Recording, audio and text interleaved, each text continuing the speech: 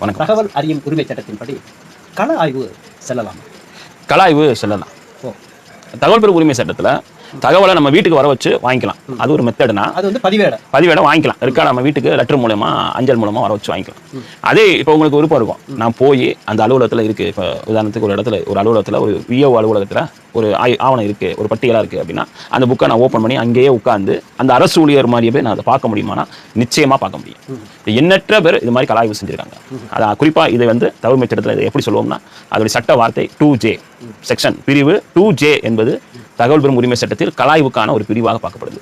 இந்த கலாய்வு எப்படி இருக்கும்னா பணிகளை போய் பார்க்கலாம். இப்போ ஒரு ரோடு போட்டுக்கிட்டு இருக்காங்க, 100 நாள் வேலை செய்யறாங்கன்னா நீங்க போய் அவங்க கூட இருந்து பணிகளை போய் பார்க்கலாம். அதே போல அங்க இருக்கக்கூடிய ஆவணங்களை வாங்கி நீங்க வந்து வெரிஃபை பண்ணி பார்க்கலாம். பார்த்தது மட்டும் கிடையாது, இந்த கலாய்வுல உங்களுக்கு தேவையான பக்கங்களை அவங்கள்ட்ட கையெழுத்து போட்டு வாங்கிட்டு வந்துக்கலாம். சான்றப்ப மட்டும் அந்த நம்ம பார்த்துட்டு அவங்களுக்கு ஜெராக்ஸையும் வாங்கிட்டு வந்துக்கலாம், வாங்கிக்கலாம். பணம் அதுக்கு